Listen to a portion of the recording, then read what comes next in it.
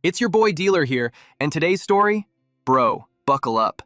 Because our main character is a depressed, anemic, permanently single regressor, currently on his 6th life cycle. And yes, he keeps everything, his memories, his skills, and all that emotional damage he never asked for. By now you'd expect him to be an SSS rank cheat code who easily saves Earth, right? But nope. Every single regression, thousands of dragons swarm his planet like it's a cosmic buffet. And even with SS rank stats, my guy gets folded harder than laundry on sale. So on his 7th run, he finally says, "All right, enough. Time for a new approach."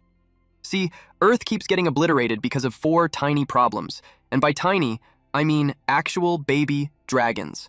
They come here to play, get hurt, get corrupted, and their entire dragon clan rage quits the universe and nukes the planet in revenge.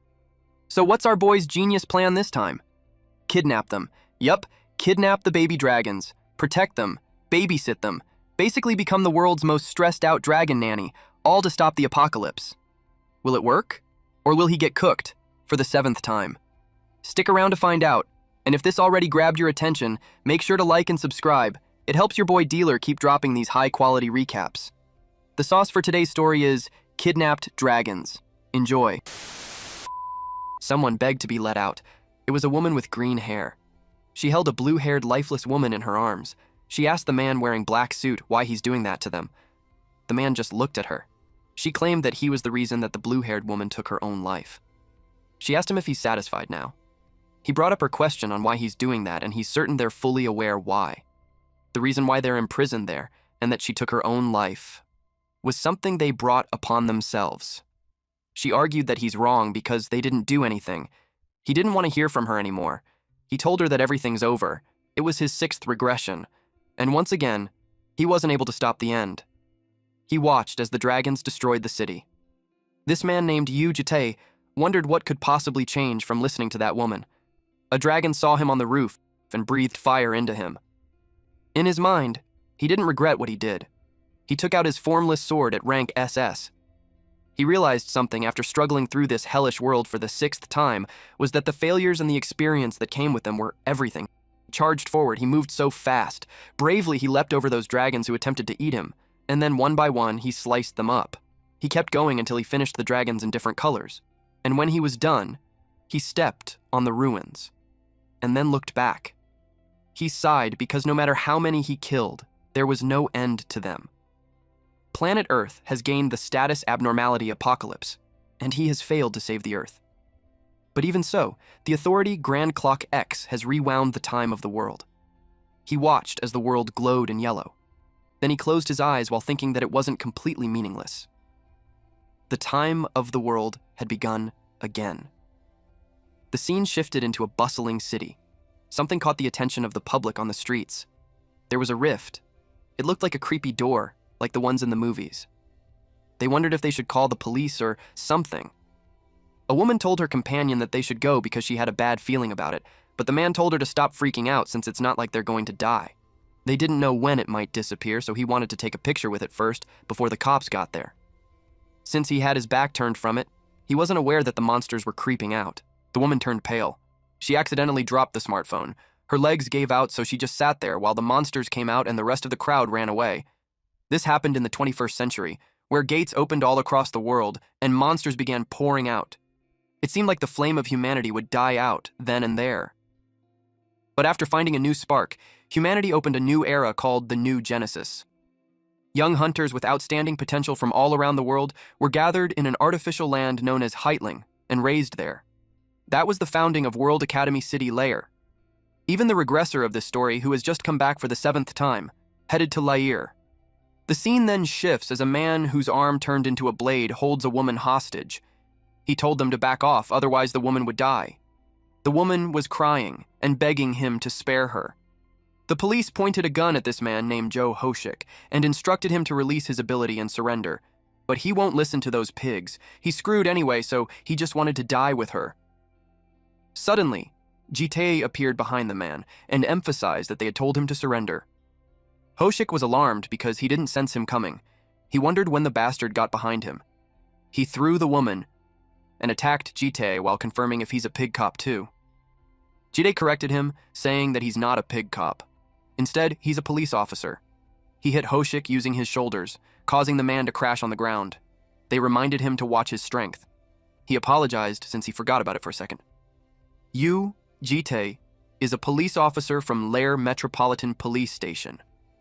Back at the station, the police officers talked about Hoshik, the human trafficker and former superhuman who got cornered after being chased down by the police and took a passing civilian hostage, and they asked why he's there.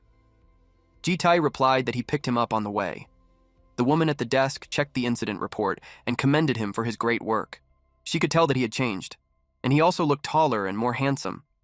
A middle-aged police officer approached him since he heard that he caught Hoshik. He replied yes. When this middle-aged officer saw Hoshik's state, his jaw dropped. He told Jitae that he beat the guy a little too much. Someone might make a fuss about excessive force again. Deep inside, Jitae was not familiar with any faces there. Ever since he began his regressions, not once had he gone to work, so it was his first time seeing everyone present there. Jitae grabbed Hoshik and told them that he could take it from there. The reason he abandoned his ordinary life and began regressing to stop the apocalypse was because of the hatchlings, or more specifically, the death of the baby dragons. In that world, Askalifa, hatchlings that have grown up to a certain point come to Earth for entertainment to accumulate happy experiences. In the process, a few, maddened by war, lose control and die. Some, buried under an avalanche of malice, lose their minds, incapable of enduring it all. Meanwhile, others, after being unable to fulfill the mission life has given them, stop their own hearts themselves.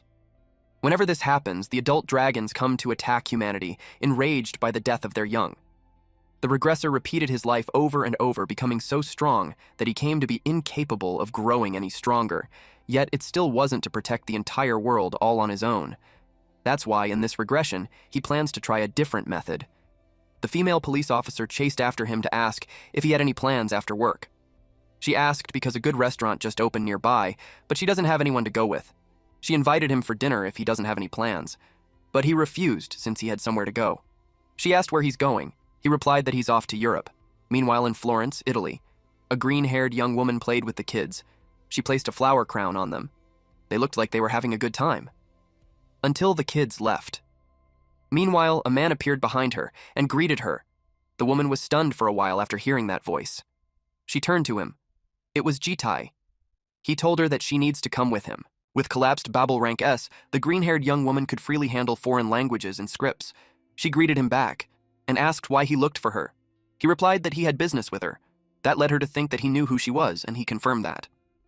He asked if she knew him, and she also replied yes. She said his full name, Yuji Tai, and asked if she was right. He asked where she had heard that name, and then she pointed at his chest. It was written there. She giggled and admitted that she was just kidding. In fact, she had no idea who he was or what he did. But she knew one thing, and that was he's extremely strong and he doesn't really fit in with that place. He didn't answer her. She asked if he's there to kill. He replied no. She thought of kidnapping instead. He answered that it was close enough. And then she asked if he's one of those rare cases who feel sexual desires toward dragons. He sighed and simply told her to stop fooling around. He expressed that he intends to protect her from the dangerous world. But if she doesn't do as he says, he'll have no choice but to use rough methods. He knew that the Green Dragon clan's eyes could see providence. So compared to other clans, she's more perceptive and quicker at grasping situations, since she was also from the Green Dragon clan. He told her to make a decision. Basically, she understood that when she behaves and listens quietly, he'll treat her kindly. He answered yes. She agreed to it since she doesn't have a choice anyway. But she emphasized that he has to treat her kindly, like she's a guest. She held out her pinky for a pinky promise. Despite her being calm, she was actually trembling, and he noticed that. He accepted and made a pinky promise. At his home. The green hatchling woke up. She walked out of the room looking for him if he's awake. She saw him on the sofa. He was talking to some dark mist. He told this dark mist that he'll be fine, so he should just go and do what they tell him. This dark mist was the shadow of the Grand Duke, rank SS. It summons a clone that can exert up to 50% of the main body's power. On a closer look, the dark mist looked like him, and it answered that it would obey his command. His clone walked past the green hatchling. She greeted him, while also thinking how those men look exactly the same. Jitae told her not to mind him since he's the one who goes to work in his place. She asked him if he slept well, and then she asked if he doesn't personally go to work. He explained that the clone is one of his abilities, so technically it was still him who's working. Also, he has to stay by her side. She knew that made sense. She sat beside him and suggested that they have breakfast. She encouraged him to eat since he also skipped dinner last night. He replied that he's fine. So she expressed that it was weird that she'll be eating while the homeowner doesn't. He asked if she eats 3 times a day because he knew that dragons could live even without eating. She clarified that it's not about survival. Eating something tasty makes her happy and more energized. She requested him to come grocery shopping with her, but again, he replied that he's fine. It made her determined to show him the power of breakfast. At the mall, people were gawking at someone because they looked good. Men, women, adults, children, all of them were staring. They were looking both at the green hatchling and Jitae. When they were done, Jitae noticed that she bought too much just to make breakfast. It was because when she checked the kitchen, there were literally no ingredients or cooking utensils. She planned to keep cooking from then on, so they need at least basic ingredients. She wanted to hurry home so she could make breakfast right away, but he told her to just leave the stuff at home and eat outside. She asked why. He told her that there was a place they needed to stop by and she had to come too. And it was also way past breakfast time. She felt guilty and apologized. She admitted that shopping for the first time in a while was really fun. She asked about the place they needed to stop by. He told her that there were things she'll need to live there. He told her to hurry because they have lots to do. They went to a man with a mechanical eye and he was a creep. He finds her really beautiful and asks if she was his girlfriend. Jitae glared at him and told him that if he doesn't want to lose his remaining eye, he should just shut up and make it. That made him pout. He made her identification. Then they went to the bank and to the jewelry store, where she brought a watch that displays some screens. After all that, it was already dusk. She finds it strange to have her own ID card. He asked if she never had one before. She replied that it wasn't just an ID, she also doesn't have a bank account or a hologram watch either. After hearing that, it made him curious how she had lived on Earth all this time. The surname was taken from Jitae. She wondered why Bam was her given name. Jitae, being simplistic, replied that it was from the 4 seasons since there were 4 dragons after all. Bam means spring. She liked her name, Bam. Spring is the season where life comes to the world, so she finds it such a beautiful name. She admitted that he's a little scary. Her eyes warned her that he's dangerous, but she doesn't think that he's a bad person. He questioned how she could be certain after just one day. She answered that her intuition was better than anyone else's because she's from the Green Dragon clan. She looked at him. She smiled and asked if it was okay to watch him a little longer. A smile from a green dragon was something he had never seen in any of the previous regressions. She invited him to hurry home so she could cook dinner for him. It made him ponder and look at the cherry blossom. He's starting to think that the start wasn't bad. At night time, in a wasteland somewhere on the African continent, a short, red-haired woman bullied a military man. He acted so tough, but it was all he got. He called her crazy bitch and threatened her that she wouldn't be able to walk away unscathed after she lays her hands on them. She kicked him in the face as a response. Then she told him that he was so ugly that she stepped too hard. She asked if he was dead, and then she concluded that it was 199 wins out of 199. She was thrilled to learn who's going to be her next opponent. South Africa was all over the news. It was all about conflict, battle, devastated towns, and casualties. A mysterious teenage girl with a nickname Night Hunter was also mentioned. Jitae realized that it was time for him to make a move. Bam knocked on his office door and informed him that dinner was ready. He responded that he'd be right there. She served him a creepy dish. It was dark, gooey rice with a fish sticking out. He was wary of it. Then, she asked what he thought of it. It was inspired by a dish that she saw while she was in the United Kingdom. She thought it would pair well with rice. She knew Koreans love rice. He simply looked at the dish. Then he brought up that he's going to get red tomorrow. She told him that it was going to be difficult to bring her back. She won't come easily like she did. He told her that it wouldn't be that hard if she comes and convinces her. She admitted that it's a little awkward meeting different dragon houses. He probed her about it, and she explained that they all want different things. She had fun taking her time and building things, but the red dragons were different. They love war and violence and tend to flaunt their strength. Jitae realized that it was why using force to bring red was a mistake. To the red dragons, subjugation was worse than death. He told her that it was going to be dangerous if they didn't bring the red dragon in soon. there was someone after her, and at that rate, she would get killed. So he told her to come with him so they can settle it peacefully. Seeing the look on her face, he asked what was wrong. She admitted that it was interesting to find him asking for something like that. She thought he was someone who tries to do everything by himself no matter what. She decided to help him since it's not every day that he asks for help. Also, she doesn't want Red to die either, but she had one condition. He asked what, and that he needs to finish what she made for him. His expression turned grim. She saw him put down his spoon as they spoke. He was quiet. He realized that she got him. Meanwhile, at a city in a desert, the corpses were on the street. The red hatchling grabbed a man by the neck. She uttered that they were weak, too. She didn't want her 200th victory to be like that, so she was getting frustrated. There's no match left for her in Africa, so she thought of where to go next. She heard Green was in Europe, so she thought of heading over there to see her. There were 2 men hiding behind the ruins. They were the elite sand forces, and yet they were wiped out by that girl. The other soldier told him not to think of her as a girl because she's actually a battle-crazed monster, and they were certain that they weren't enough. They need someone to come there soon. She showed up above them and asked what they were whispering about. Those men panicked. She told them they were too late. But before her attack landed, a bright yellow light appeared from a distance, and that light shoved her away. The mana was powerful. She gripped her sword tightly and slashed it away from her. Those 2 men were overwhelmed that she just slashed away the mana. She was considered a monster. A man showed up, and those 2 men were relieved to see him. His name was Javier. Now he knew the strength of the Night Hunter. Javier Karma told them to take the wounded and fall back. He is affiliated with the African Union and had a rank 8 of superhuman. Red expressed that she was surprised. That recent attack was hefty. She grinned when she realized that he's the boss. He heard that she was a girl, but she was younger than he thought. She teased him for falling for her too. It was the reason why she had a mask before. She shared that nobody fought her properly without it. They were always too busy staring at her face. He was impressed that after feeling the gap in their power, she still wouldn't surrender. She wasn't someone who would retreat after her weapon broke. She would rather die fighting than to surrender and live. She charged at him.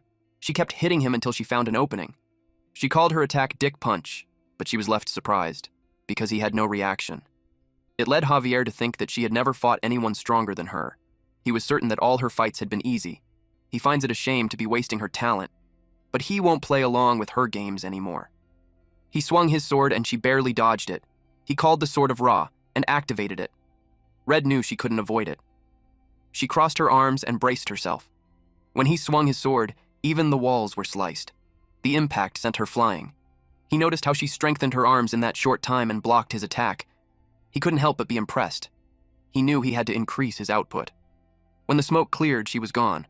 He thought she ran away, but Bomb actually took her and hid her. She covered Red's mouth to make her quiet since she looked surprised. She asked Green why she's there. Green answered that she came to save him because she heard she was in trouble. She asked what she meant since she couldn't fight, and she popped out of nowhere too. Green admitted that she was told that Red would die if she kept fighting like that. It annoyed her and reminded her not to interfere with her fights. She told her to mind her own business as she would fight till the end. Green told her that their fun ends when they die. She asked what she meant. So Green explained that her death wasn't solely on her own. She knew that Red also doesn't want to ruin their fun. She expressed that she wants to stay on Earth and asked if Red could cooperate with her. She healed her wounds. Red was left speechless. She asked what they should do. Running away wasn't an option because the guy was strong and he'd be able to catch up in no time. Green expressed that his guy would take care of that. That made Red curious. Green revealed that she didn't come alone. Jitai appeared behind Javier. Javier asked who he was. Our boy sighed. Then he simply answered that he's a chaperone. In another encounter, a golden-haired woman finds it weird because she smelled green, but it wasn't her. She was talking to Jitai. And then she asked who he was. With a bright smile on her face, she tried to confirm if he wasn't a bad man. Back to this scene, Javier was confused. A chaperone? The girl looked like she didn't need much chaperoning. Red peeked and asked Green if that was the guy she was talking about. Green told her to get back because it was dangerous there. Jitai finds it too complicated to explain everything. He suggested that they stop there. That made Javier confused because it was him who showed up out of nowhere and spouted nonsense. He wasn't going to let it slide because the girl crossed the line. Jitai pointed out that she hasn't killed anyone. It made him angry. He thought he was taken for a fool. Jitai told him that she wasn't going to be out there much longer, so he suggested that he let it go. But of course, that wasn't enough to make Javier go away. The area is within the San's area of jurisdiction. As a San investigator, he's going to be arresting her and him, who claim to be her chaperone. He activated his sword. He shoots upward with this huge burst of golden energy swirling around him. Everything's bright and chaotic, and it kinda looks like he's punching straight through the sky. He charged forward with all that golden energy exploding around him. The ground's getting ripped apart, rocks are flying everywhere, and it looks like he's about to slam into Jite with full force. The blast finally settles, and he's left standing in the middle of all the smoke and debris like it's nothing. The ground is cracked around him, dust rolling past his feet, and those fiery trails behind him keep swirling like they're alive. Javier trusts that if he was truly the chaperone of that girl, that much shouldn't hurt him. To his surprise, Jitai appeared behind him and expressed that it was frustrating. He's supposedly the 8th rank superhuman, but he was still that uptight. He immediately turned while wondering when he got behind him. He called the Sword of Ra. Right as he was about to go in for his attack, he didn't even get the chance. Something hit him first. Fast. His arm gets sliced clean off in an instant, and blood bursts out before he can even process what happened. Jite landed on the ground near him, and advised him to listen carefully. He told him that it was the unluckiest day of his life. He just unfortunately met an unforeseen monster while taking in that girl. And he wasn't able to properly respond to the monster's attacks, resulting in him losing both his arms and eyes. Because of that, he lost both tracks of the targets. Jite grabbed his head, positioned his sword, and told him to forget everything. Blood gushed out as he screamed loudly. There were healing superhumans within San, so lost limbs and eyes could easily be healed. However, the fear that's now imprinted on him won't be. Fear was effective, and Jite had made good use of it. And the hatchling dragon fighter called Night Hunter wasn't immune to this either. Red asked what that monster was just now. Green clarified that he wasn't a monster, but a human. Red replied that if he's a human, she's nothing but a lizard. Jitai called the red hatchling and informed her that she's going to live within his house and live under his protection. He would give her enough freedom and will support her if she wants anything. He was about to warn her, but Green called his attention and informed her that Red was in shock. She planned to calm her down first and explain things to her later. Red was uncomfortable because Green was hugging her. Green winked at Jite, and if left him speechless. He told Red that from then on, her name is Yuyarum. Green noticed that she had grown since last time. She yelled that she's not in the mood to mess around. Meanwhile, the clone walked away from them and reported to the real Jite that the situation has been handled. At the same time, within the rainforests of the Amazon, Jite was with Gold. He commended the clone for its good work and informed it that he would finish up there and return. He was aware that Red was a total brute, so convincing her would have been difficult for his clone alone. It was a good idea to send Bomb with him. Gold asked who he just talked to. He replied that it was nothing. It made her think that he's weird. She took his smart watch and wore it. Like other gold dragons who love attention, she lived the third of her 6 lives as one of fame. But the one who outshone them all was the dragon who caused the most destruction. The love of May was glamorous, but it comes with its downsides. He suspects that it's the reason why she's there in the middle of nowhere. Gold was amused with his smart watch. It projects a screen above and the image is super crisp. She had never seen anything like that the last time. He asked why she's out there, when she should be amongst humans if they had come to Earth for entertainment. There was nothing but bugs and beasts there. Gold was surprised that he knew those things. He told her that he learned it from the green hatchling. Now she understood why she smelled green from him. He asked about this gold hatchling, if she's afraid of humans now. She admitted that she's not super scared of them, but she had lived amongst them before. And some had looked at her with weird looks, some kept following her, and that was a little scary. So that was the reason. He asked her if she likes bread. That came out random, and it confused her because she's a dragon, she doesn't need to eat. Jitai snapped his fingers. He activated the void's shallowest rank S. It was a subdimension that could swallow an entire city, and it brought him bread. She smelled it, and it perked her up. It smelled really good, so she couldn't believe he's just giving it to her. He asked why he had so much. There were donuts and blueberry egg tarts, too. Then Jite told her to come with him. Her friends would be there, too. He also assured her that she would be safe. He encouraged her to enjoy entertainment like his dragon brethren. She replied that her mother told her not to follow strangers. He bribed her with macarons, too, and that made her eyes sparkle. Gold Dragon has been registered in the Pokédex, back in Korea. At a tall condominium where Jitae lives, Yoreum was on the balcony looking bored. I also forgot to add her on the Pokédex entry. She scowled when she thought of Javier and Jitae who threatened him. It made her angry.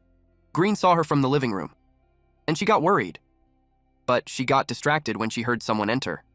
Jitae and Gold arrived. Now she knows where he lives, but she denies that she came just to get more bread, though she really liked the sausage roll. She claimed that it was even better than the best sausages in Ascalifa. She ate the macaroon, and she was pleasantly surprised.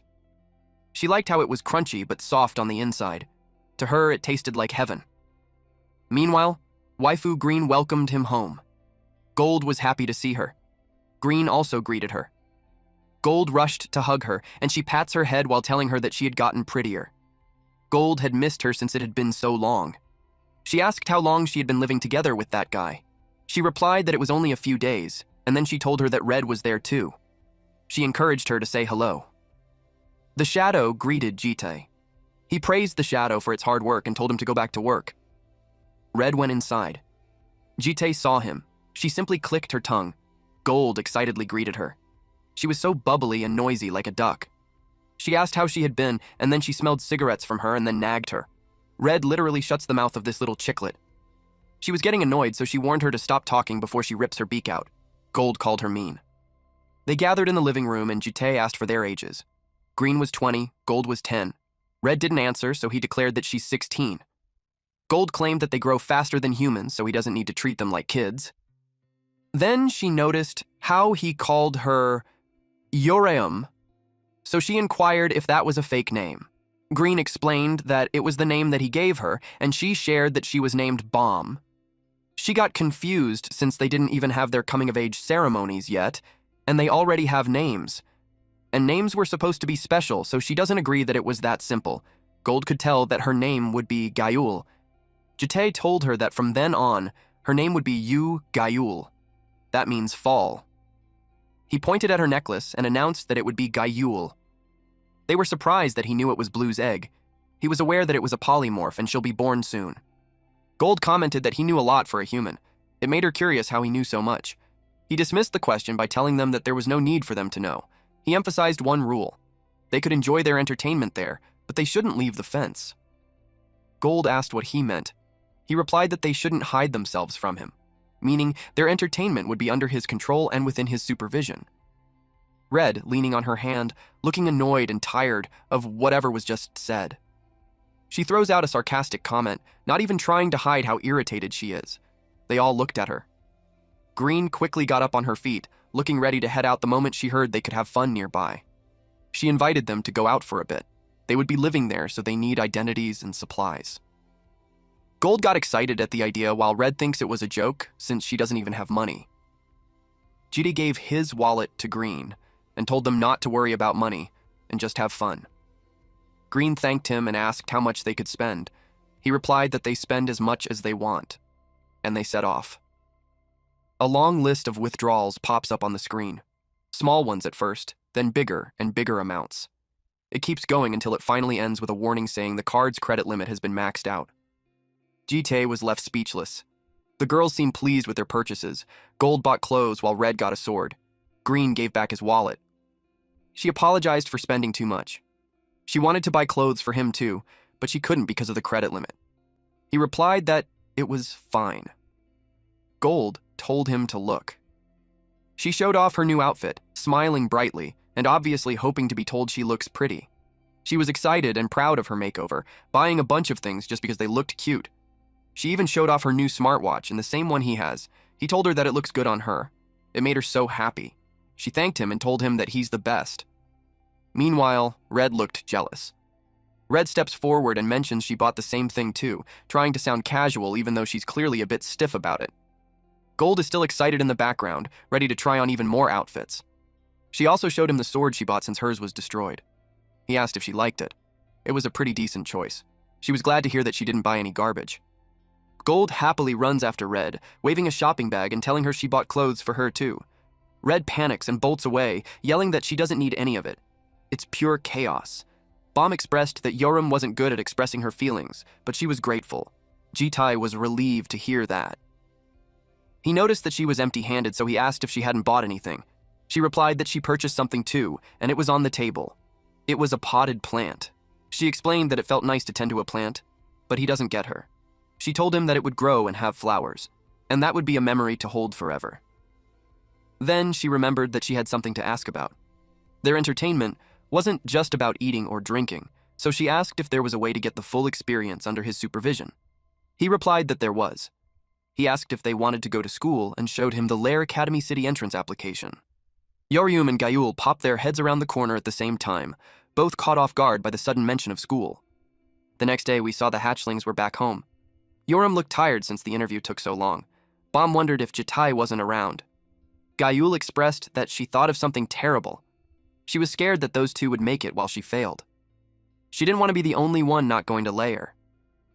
Yoram got annoyed that she just kept talking about the worst-case scenario. She wanted someone to just stuff her face with bread. Now she thinks that she's going to fail because she's a pig. Jitai entered their house and acknowledged their hard work on the interviews. Gayul hugged him while crying and saying that she would fail the interview. He assured her that it won't happen. Bom asked where he had been. He showed them the paper bag and revealed that he left to get it. Gayul could smell that it was good, so she asked what it was. Her eyes sparkled when she heard that it was something that she likes. She asked if it was bread or maybe macarons, but he told her that it was something she liked even more.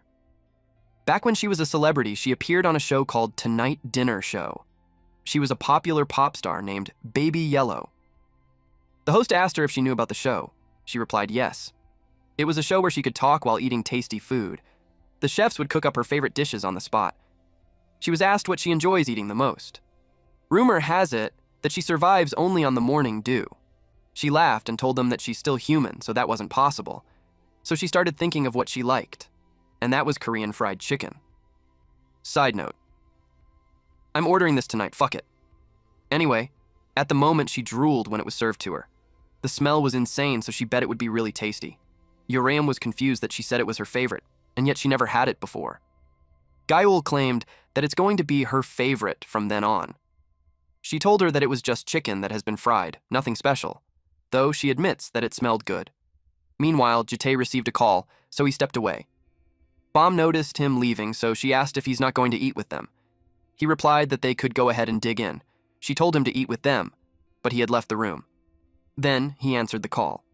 It was the Lair's admissions office. They called him because there was a slight issue during the interview earlier. He asked what they meant. The person on the other line was surprised that he didn't hear it from Bom. He admitted that he wasn't informed, so they reported to him that Bom got a perfect score in the interview. All the interviewers couldn't praise her enough. That's why they offered her the chance to be the one to lead the entrance ceremony. So he confirmed if that was a direct offer to her. The staff informed him that the interviewers got excited and they all offered directly to her. The problem was she declined. They thought it was a great opportunity for her, so they were wondering if he could convince her.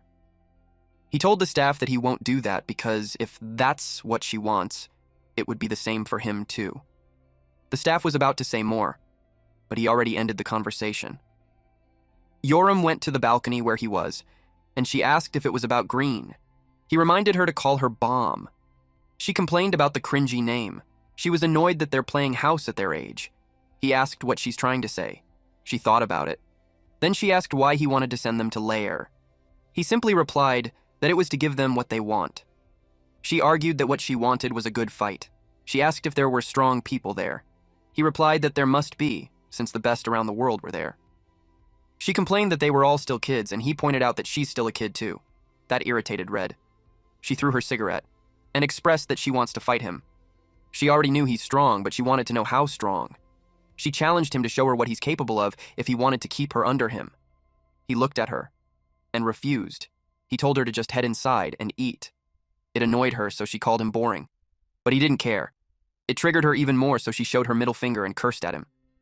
Gayul told her to stop being that way and gave her a chicken instead. She refused to eat, so Gayul shoved it in her mouth. Her eyes glimmered as she realized that it was amazing. Lair is an educational institution in the island of Abundance, Heitling, unlike any other in the world. It's a school that trains superhumans who have various blessings and abilities. But the cadets who train in Lair were the children of CEOs, royal houses, and geniuses. As such, the academy subsequently receives constant criticisms of structural hierarchism. Gal walks through the campus with wide, sparkling eyes, totally amazed by how impressive the school looks. Bomb walks beside her, calm but curious, watching Gal react to everything like it's all brand new. They heard that only the super rich people and nobles get into that school. It led Guy Yule to imagine that Jitai was the hidden child of the CEO somewhere, especially when he didn't even say anything after they had spent all that money. Bomb agreed that he does look the part. Bomb expressed that it was such a relief that they all got in. Gail was happy because she thought she'd fail. But she asked where Jite and Uriam were. Bomb informed her that Uriam went to the Blue Dragon School for practical exams, and he went with her as her chaperone. She asked what a chaperone was, so Bomb explained that adults accompany the students into lair so that the immature superhumans won't go out of line. Gaiul could tell Yeoreum would be a menace without any supervision, but she wanted to know why she would still have another test. Bomb learned that what Yeoreum applied for requires cadets to duel with each other. Gaiul wanted to watch, but she already asked and they weren't allowed. Gaiul looks completely confused, her eyes spinning as she tries to understand why not. Bomb looked around and revealed that it would be weird if they all went together. Apparently, their good looks made them the center of attention. Meanwhile, at the Blue Dragon School Kangtian Pavilion, students dueled with a stick. The duels happened simultaneously, and the chaperone watches from the stands. Jite sat there. The other chaperones were passionately rooting for their students. A person approached them and expressed that he understood their reaction, but he wanted them to calm down as they were only causing more anxiety to the future cadets of the academy. They asked who he was. He apologized for not introducing himself. He was the head professor of the Blue Dragon School, Wei Yuan. He expressed that it was a pleasure to meet the chaperones. The chaperones became friendlier and responded that it was nice to meet him too. They admired how he looked so dignified and polite. Plus, he's skilled, rich, and a war hero. Jitai simply observed him, until the numbers 124 and 7 were called. The duelers held a sword, and one of them was Yeoreum. She hoped that it would get interesting. She was matched against a long blonde-haired girl with blue eyes. She threatened that she would run away if it didn't meet her expectations. The audience wondered who was the best bet. One of the students expressed that both of them were pretty, but the redhead was his type. His friend called him an idiot because what he was asking was about who he thinks would win, not who was his type. For that, he answered that it would be Sofia Vorkova, because she was already in RIL before she got there. RIL is Russia's Hunter Special Task Force that played a big role in the Great War. They're infamous for their training methods, which were closer to torture. Sophia's chaperone screamed at her that the higher-ups had high expectations of her. He was going crazy, cheering for her that he even went to the off-limits area. Sophia ignored him and maintained her nonchalant behavior. Deep inside, she was embarrassed. Yoram pointed out that her daddy seemed really anxious. She suggested to her to surrender and go to her daddy. She called her Papa's boy, but corrected herself since in her case, it's Papa's girl instead. Sophia told her to shut her mouth, or she might really die. Yoram was amused with her threat and dared her to do that. The students who were watching on the side got scared of Sophia. They wouldn't expect any less from someone in RIL, but they couldn't deny that the redhead was scary too. Numbers 124 and 7 were instructed to get to their positions. Sophia only used her fist while Yoreum had a wooden sword. The match started. Sophia attacked first, and Yoreum was startled at how fast she was. She grabbed her fist and commented that her speed wasn't bad. Then she struck using her sword. Sophia ducked to avoid it, and then she kicked her. Yoram was almost hit. At the last minute, she stepped sideways and evaded it, but her clothes still got ripped on the stomach area. She got annoyed because she just got that. Sophia was hopping, and in a blink of an eye, she closed the gap between them. Yoram was agile enough to evade her punches, and then she ran towards the fence. When she reached it, she ran up to propel herself forward. Sophia met her at the center. Yoram jumps in fast, ready to strike with her weapon. She's grinning like she's having the time of her life. Sophia blocked her sword using her arms, but the strike broke her bones. She gritted her teeth, trying her best to endure the pain. Yoram was elated. She struck again, and Sophia still used her arms as a shield. After Yoram made her attack, she landed on the floor and quickly turned around, ready to keep going. She called her an idiot. Sophia was obviously caught off guard with her movements. Yoram looks up with a sharp grin, her eyes glowing with excitement. She taunts her opponent, showing she'd just been holding back. Now she's ready to get serious. She rushed and struck her down. The impact was fast and brutal. Sophia was knocked back to the fence. She coughed blood. Then Yeoreum approached her, and she pointed the sword at her. It made her sweat profusely. But the duel was announced, and number 124 won. Yeoreum teased her for acting so strong, but that fight was just so easy. Sophia was mortified. Yoram walked away looking down at these so-called elites from all over the world, while a nurse and Sophia's chaperone rushed to her. The students couldn't believe that she got fucked. They weren't expecting that since it looked even from the start. But the other noticed that it wasn't the case since the redhead wasn't even hurt anywhere. So basically, she was just playing with her. The students started gossiping. They weren't sure if the redhead was that strong or Sophia was just weak as fuck. They started to suspect that she's in RIL because of her looks, and that in reality, she doesn't have the skills. They laughed and called her nobody. She heard it, and it made her sad. The nurse informed her chaperone that she had finished the first aid, so she should be fine soon. She shut her fist tightly. She was trembling in anger as she declared that she's not done yet. Her chaperone sighed and comforted her by saying that she had done her best. It was a shame, but he doesn't think she could defeat that child with the way she currently was. He told her that he was disappointed in her, and she glanced at the knife on his hip, instantly stiffening with that panicked expression.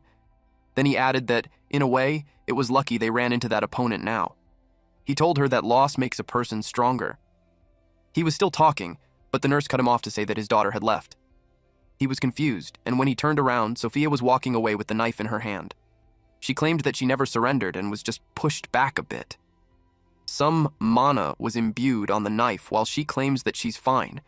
She asked Yeoreum where she's going when she's not done yet. Then she vanished. She closed the gap between them and stabbed Yeoreum at the back. Jite's expression darkened. Yeoreum was surprised that it made her curse out loud. Sophia wanted this bitch to die. Everyone's jaw dropped. The whole place fell silent. Jite just sat there with a scowl on his face. The impact of stabbing Yeoreum was powerful enough to send them out of the ring. They both fell. The knife pierced through her back and came out her chest. Yeoreum was amused that this bitch really wants to go at it. She was surprised, because Sophia didn't stop there. Instead, she rushed to punch her. Yeoreum was able to evade in time. Then she grabbed Sophia's long blonde hair. Sophia groaned as her hair was being pulled. Yeoreum prepared her fist while telling her that she's dead. That punch landed right at Sophia's face, and Yeoreum didn't stop there. She continued to hit her even if the blood became a fountain. The students were rattled. They suggested that someone should stop her. Then the next punch came, and it sent Sophia flying towards the audience. She hit those students, and they fell from their seats. Sophia had blood all over, and she didn't move. Yeoreum took the knife and told her that she's not done yet. She planned to do what she had done to her, but her arm was grabbed. Sophia's chaperone yelled at Yeoreum to stop now. Yeoreum made a fuss for him to let her go. Immediately, Waiyuan instructed the mages to create an overlap space as he paused the interview for now. The mages got to work and created the overlap space with Yeoreum and Sophia's chaperone at the center. Yeoreum dropped the knife, and with a loud voice she asked why he's only mad at her, when it was that bitch who stabbed her first. He probed if it was the reason why she tried to kill Sophia. She asked if she should have been a sitting duck and let her kill her instead. He argued that with her skill, she could have simply knocked her out. He's not making sense to her and suggested that he should have raised her daughter better. Waiyuan entered the overlap space and urged them to calm down. Then he informed Yeoreum that their instructor went to look for her guardian. He suggested that she receive treatment first, but she didn't want to because she was still mad. Waiyuan knew how she felt because she watched the whole situation, but he couldn't bear her making the situation worse. That made her confused. He explained that if she made a bigger deal out of it, he couldn't help her anymore, and it might end up affecting her whole family. Hearing that made Yeoreum be in her senses again. He whispered to her that he's pertaining to the Yu family. He knew that she's not the only one entering the academy. He suggested that if her family were harmed because of her, it would make her very upset. He was about to tell her to step back while they waited for her guardian, but he was cut off when someone said that there was no need to wait. Jite stepped inside the overlap space and introduced himself. He told him to stop cornering a kid that has been hurt and step outside so they could talk. Yeoreum and Weown both froze, shocked by what they had just heard. Neither of them knew how to respond for a moment. Yeoreum clenched her jaw, trying to hold herself together. At a different building, Weown met with the two guardians in his office. he served them a famous oolong tea from Taiwan.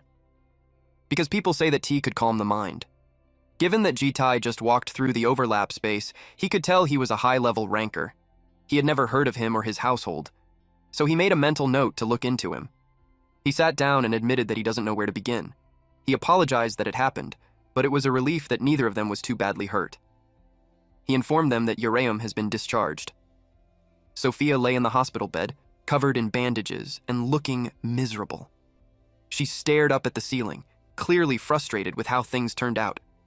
He doesn't think there was a need to make a bigger issue out of it. They would have to keep seeing each other at the Blue Dragon School, so he suggested resolving this now. If those two could come to an agreement, he would take care of the rest. Sophia's father apologized since it was his daughter who started this. He introduced himself as Mikhailov. He admits that Sophia was still young and immature and her emotions got the best of her. He sincerely apologized, but Jitai answered that he won't be accepting the Guardian's apology. It made him angry. Jitai pointed out that there's no point in apologizing when it wasn't him who was involved in the incident. He told him not to be like that when they're both Guardians. He asked him if he knew where he came from. Jitai replied that they're not in the same position. And he questioned if that was how people from where he was apologized. Mikhailov raised his tone and asked if Jitai wanted him to bring an injured child there to apologize. Jitai firmly responded yes. It triggered him even more. Wei Yuan tried to calm him down. Jitai clarified that he's not there because of that girl. It was that he became curious why he didn't stop her when he saw her running at another child with a knife. He screamed that it happened out of the blue. At this point, his face was turning red from the anger. Jitai replied that it was such a foolish excuse. He asked him if he's not embarrassed to be using his child as an excuse for his lack of skills. It made him grab Jitai's collar and warned him that there's a limit to his patience. He showed off his aura while threatening him that he could make an enemy out of RIL. He looked down on him since he was just some family that nobody ever heard of. Suddenly, he appeared shocked. He was stunned when he saw Jitai holding the dagger and commenting that it was very sharp. Things would have gotten real bad had Uraeum been unlucky. He stuttered to ask when he had taken it.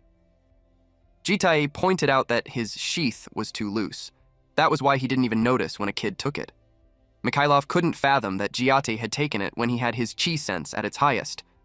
Then, Jitai warned him, "Avoid empty alleyways." The dagger slammed into the table right beside Mikhailov's foot, making the whole surface crack. He froze, his eyes wide and sweating as shock and fear hit him instantly. Since they were done, Jitai had left. Mikhailov stayed frozen in shock, his face pale and stiff. Wei Yuan mirrored his expression. Wei Yuan let out a nervous sigh as realization dawned on him. When Jitai got out of the office, he saw Uraeum waiting for him. He asked if she's all right. She replied that it was just a scratch since it was hard to kill red dragons. He responded that he was glad to hear that. She asked him if he thought she was in the wrong too. She admitted that she had been wondering if it was really her fault. It made her really upset, but she couldn't help but think that she should have been a bigger person. He told her that she had done well. He suggested to kill her next time in a place where there were no witnesses. And then she watched him walk away. She let out a sigh of relief and smiled.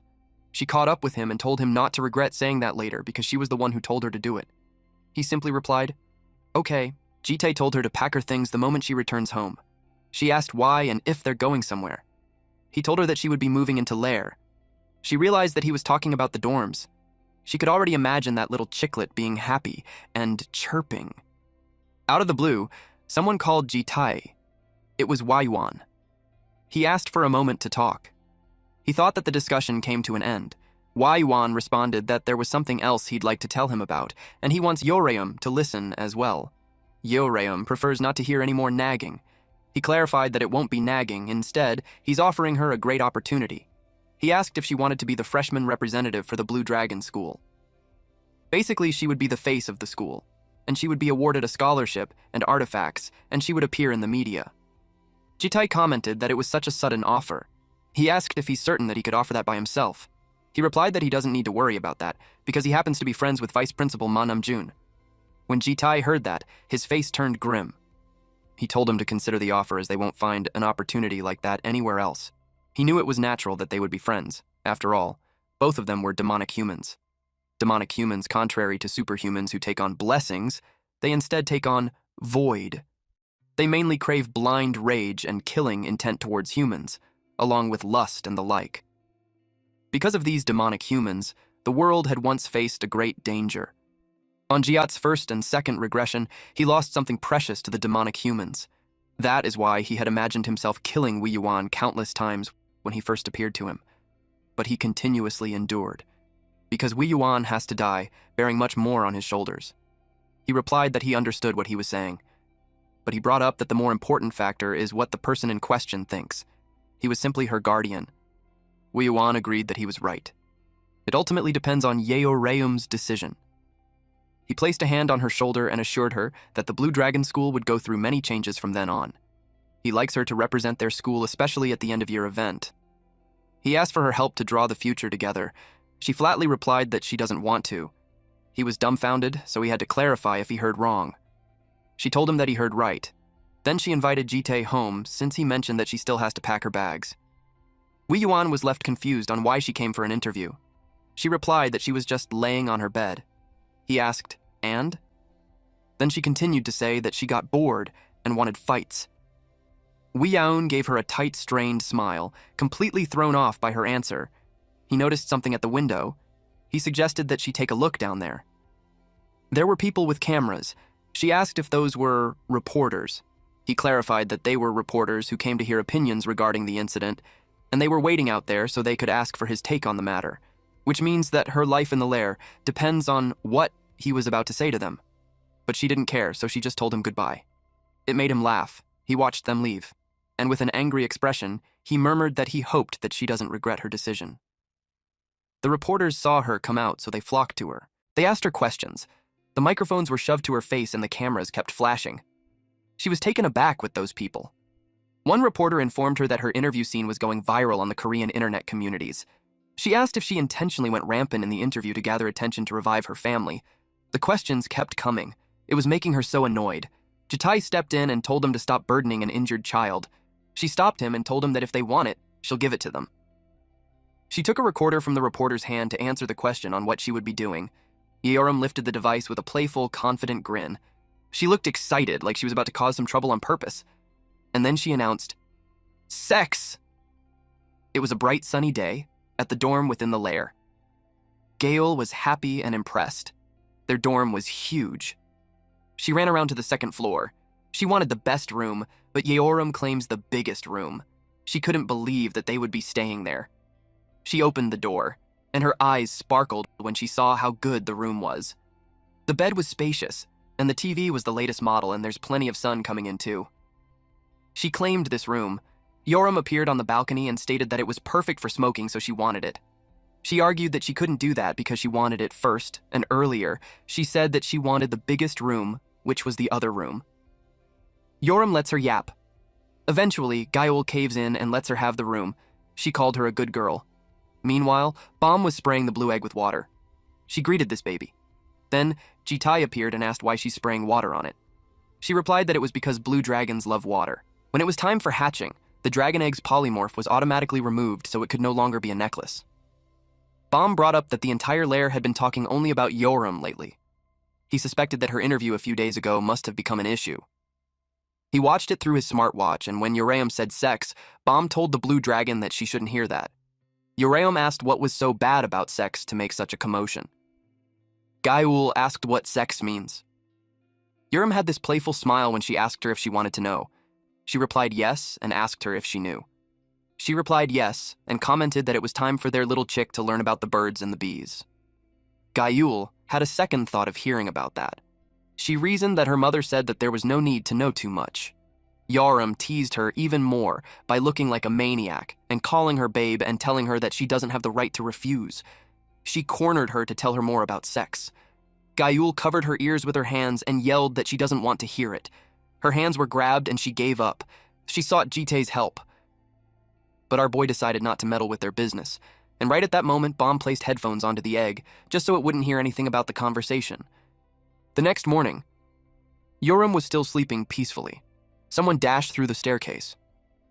Gail barges into her room and announces that there was a problem. She woke up still disoriented from her surroundings. She asked what it was. She was tired from staying up all night. Gaeul probed what she was doing all night. She grinned and replied that she was watching porn. It left her speechless. Then she told her that there were more pressing matters at hand. She told her that she would be dead if it was not pressing. She noticed them. She asked why they were all there.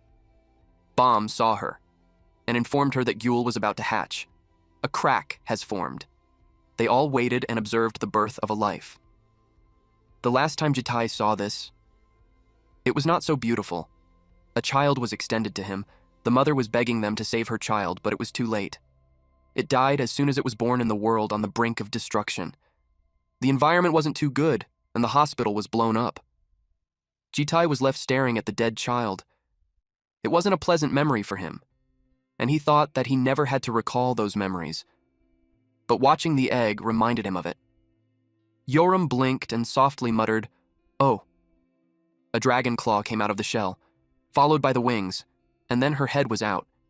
Bom congratulated her for hatching. They called her Gyul. They wrapped her in cloth and wiped her down.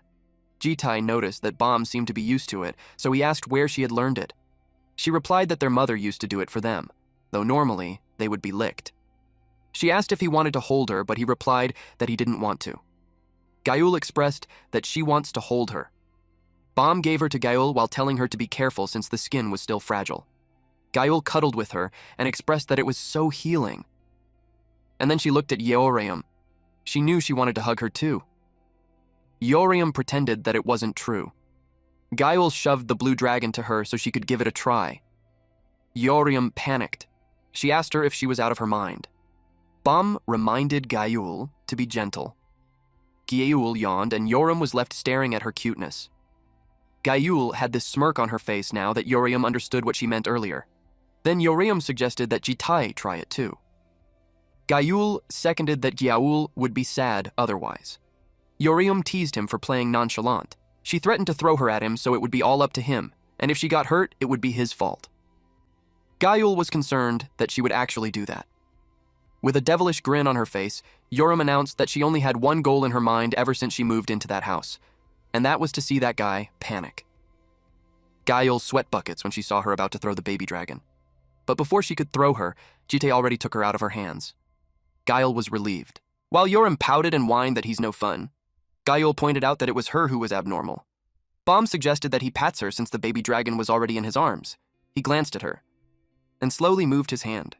Then he asked if he's doing it right. Suddenly, there was a flash of light. He asked Gyul what she was doing. She took a picture of him since it was a rare scene. She made sure to make it a habit to take pictures of such scenes. Bom suggested that they all take a picture together. She took out a rose so they asked what it was for. She winked and simply replied that it was for the photo. They had no idea what she meant. She placed the rose on Jitai's ear and a blue flower on Gyul. His brows furrowed while he set Gyul to face front. Bom finds it nice, but Yeoreum could tell that he doesn't agree. Gale took the photo while commenting that both of them looked good. He told them to hurry. Yeoreum didn't want to do it because it was cringy, but Bom insisted. Gale was ready to take the picture. She counted to 3 and took a great shot. Gale posed with a cute peace sign. Bom smiled gently beside her, while Yoram and Jitai stood in the back. Yoram looking unimpressed as always, and Jitai calmly holding Gyul. Gyul was drinking her milk from the bottle when someone asked her if she was ready. Jitai asked Bom what she's going to do. She replied that since it was before the semester starts, she's going to teach her to polymorph while they have the time through magic transfer. Magic transfer was done by flowing mana into another person to teach them a spell.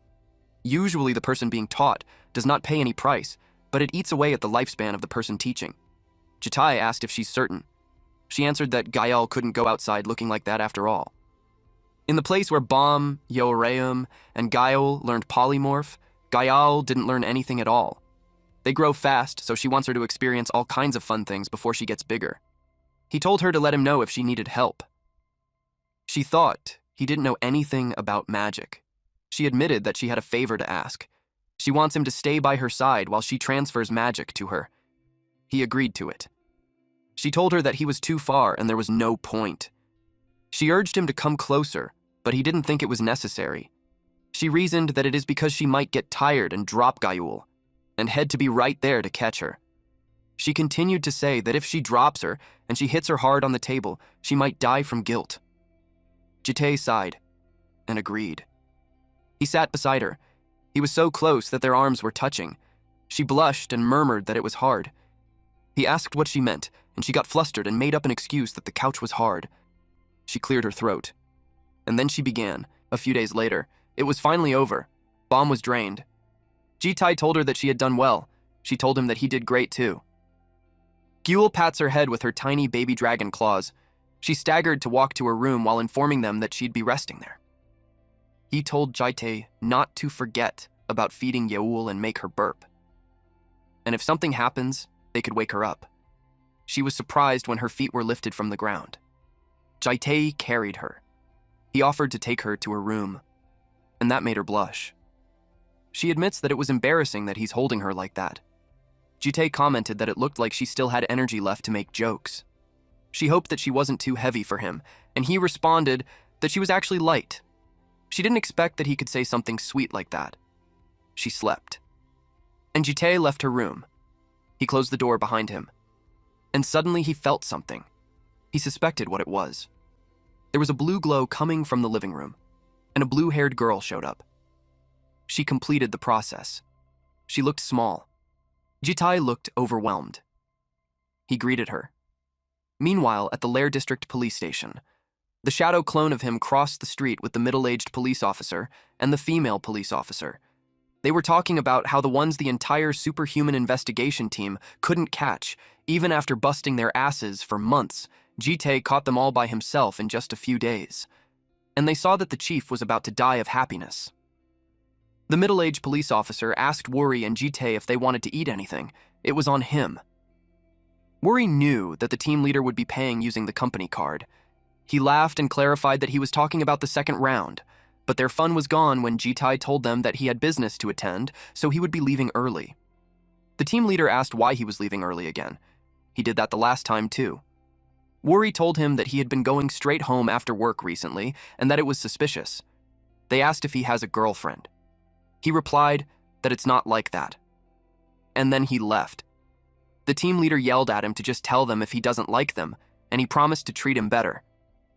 Meanwhile, Wuri held on to his words that he doesn't have a girlfriend. On the streets? A woman chatted with her friend through the hologram projected from the watch. Jaitae, who just left work, passed by this woman and copied her. This shadow of the Grand Duke was Jaitae's clone, and it was going to work in his place. In the past, it was a skill that the Grand Duke of the demon world used to exert influence over a distant dukedom. But after killing the Grand Duke and becoming the new master, it became the clone of Jaitae. Now, this clone had turned into a woman and met up with Jaitae in the park. The clone bowed to him and asked why he called. But when it saw him, it asked what that thing on his chest was. He told the clone that it was Gyul, and they were just returning from getting a haircut. She had polymorphed into a human form. She was strapped on his chest.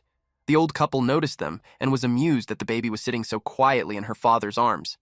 And they assumed that the clone in the woman form and Jaitae was a couple. The clone offered to hold her, but Gyul looked at it suspiciously, and the clone got confused by that look that she gave. Jaitae told him that it's okay, since even if he doesn't hold her, she could walk. The clone asked why he brought her out. She asked if those three weren't home. Bomb was on bed rest due to the after effects of mana transference, and the other two, well, he deemed that they weren't ready for the obligation. Jaitae asked the clone what it wanted to say. It replied that it's not certain what he meant, but Jaitae told it to stop playing dumb because all of its emotions and memories were clearly relayed to him. The clone expressed that it's not because it has any complaints, but it admits that it's starting to question its mission. Those who owned it never wanted an everyday life like that. They all wanted to use it on more meaningful missions. For example, killing someone who needs to die, or sending it to a position where the influence must be demonstrated. However, Jaitae was only trying to fill his everyday life, and for someone as inadequate as it finds it difficult to understand. It apologized for making him uncomfortable with its words. Jaitae understood that it might think that way, since it was a sentient being in the end. He told it that there's something it must do in the near future. Until then, it just needs to keep going to work. And it seemed like its teammates wanted to go get a drink with it too, so he suggested for it to go grab one too. Soon enough, it won't be able to see them anymore. It understood. After that, it left. Jaitae watched it walk away, until she heard someone saying that the child wanted the teddy bear. It was a mother near them, and her child was holding a stuffed toy. The mother didn't think her daughter would love it so much, she would have gotten it sooner. Gyul watched them. She lifts her teddy bear in the air, and Gyul looked at it with sparkling eyes. So Jitai asked if she wanted one. He used the void's shallowest at rank S and took one out. It was a blue teddy bear, different from what the girl was holding. She gave it to her. She stared at it, and she was in awe. She was just looking at it, so he asked if she liked it. She placed it down, and then walked towards him. He lifted her in his arms and asked if she wanted more. He explained that he doesn't have any others at the moment. She pouted and grabbed her cheeks with her tiny hands, and then she placed her forehead against his. He wondered why she suddenly did that. And then he remembered that Bomb did that to her during the mana transference, and now she thinks it was a form of affection. Suddenly, his memories showed up. There was a time when he was so shocked to see someone he knew nailed on the cross, and then there was the time that he was filled with anger as he slashed down monsters on the battlefield, and then the destruction of Earth at the hands of the dragons, and lastly, the turning back of time. Gyul was left staring at him. She was stunned, and he simply smiled at her. This is a really rare moment. Our depressed regressor is slowly healing. After that, Gyul held his hand, and on the other she was holding her teddy bear. She was humming as they walked around.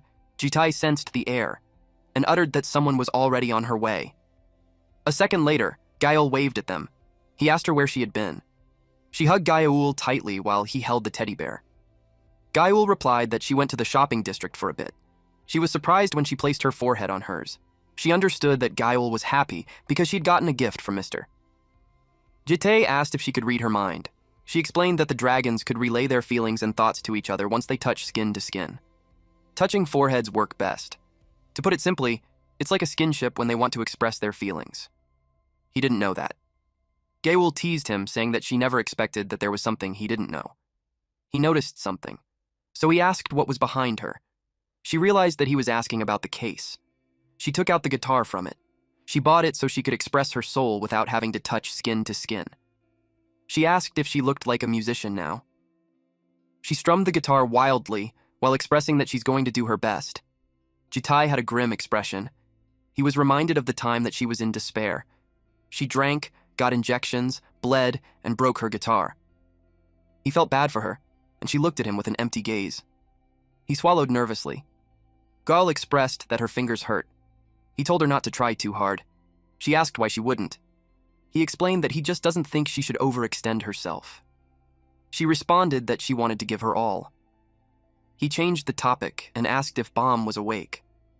Bomb was still asleep and had a slight fever too. It couldn't be helped because she had overworked due to the mana transference. Then he asked about Yeoriam. Apparently she was so focused on watching those dramas that she shut herself in the room. She had never seen her get into something other than fighting. He commented that it was better than causing trouble outside. They reached home. Gil reminded Gyul to wash her hands. Jitai had a dark expression. Gil was oblivious. He pats her shoulder, and in a serious tone, he told her to take Gyul to her room at once, and they are to stay there until he says so. She was about to ask why he suddenly said that, but he only urged her to hurry. Seeing the expression on his face, she complied. She invited Gyul to read a book with her and headed to her room. He watched them leave, and then he turned to the door. He opened it. He had this serious, angry face as she shut the door behind him. There were 3 creatures in mech suits. The green one was kneeling beside Bomb. They asked who did that to the green dragon. They thought it was him. Guardian. Dragons would use magic of subjugation to put a leash on some useful monsters and humans. The dragons would then make them into their knights and slaves to protect the lair. Among them, a few guardians of outstanding ability also served as bodyguards for hatchlings who go out for amusement like that. Bomb was still asleep. He realized that they used sleeping magic on her. One guardian stomped his foot and demanded to know if he was responsible for making a green dragon like that. He suggested that they introduce themselves first, since they were at someone else's house. The guardian claimed that he didn't understand the situation.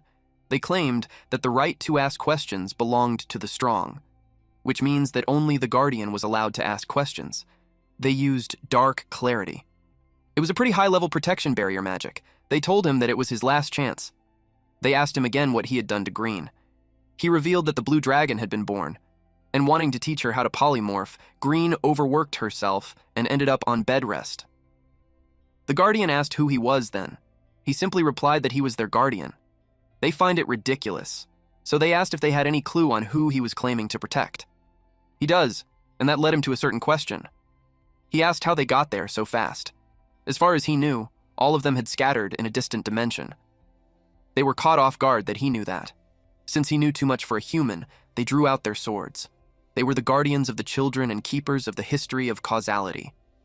They acknowledged that he had taken care of the children in their stead, but no matter how they looked at it, he seemed far too removed from justice.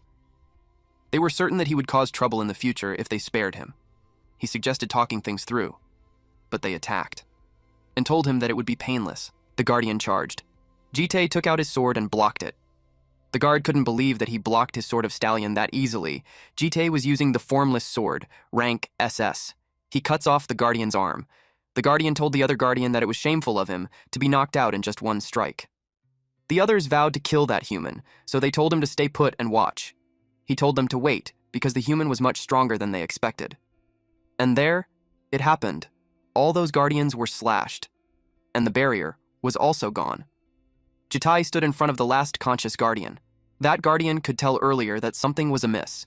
For a mere human to know about them while watching over the hatchlings. The guardian regretted not knowing sooner when he already had those questions in mind.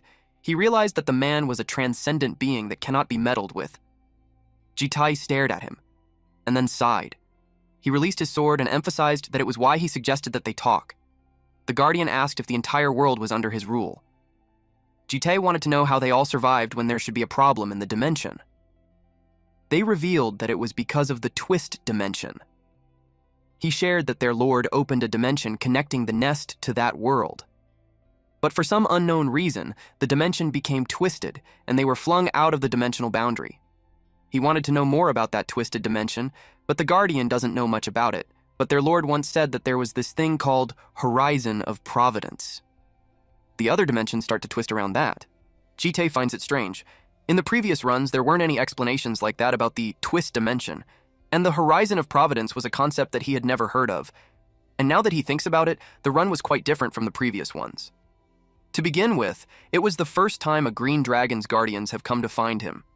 He asked, what does the horizon of providence have to do with them managing to get there? He asked if it helped. The other guardians had regained consciousness. The guardian explained that a will beyond the horizon of providence helped them. They felt that some kind of will guided them, and that will tell him which way to go. And when he followed the path to gather the other guardians, he found the place where the hatchlings were. Jite had to confirm one thing.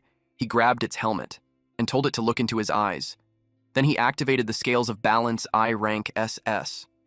It was one of the 3 authorities taken from the Grand Duke. It was an eye that discerns good and evil, truth and lies, and likes and dislikes. He had confirmed that the Guardian was telling the truth.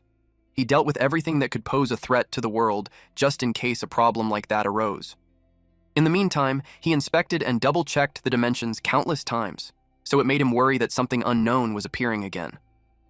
The Guardian wanted to tell him about the will beyond the horizon, that it sounded like the will was dissatisfied as if it were cursing. He assumed that it was because he has a core created with the green dragon's power. He reached out and grabbed his chest. He broke through the armor, and it made the Guardian groan. He ripped out the armor and was surprised at what he saw. Suddenly, the authority, Grand Clockex, identifies the twisted flow of time.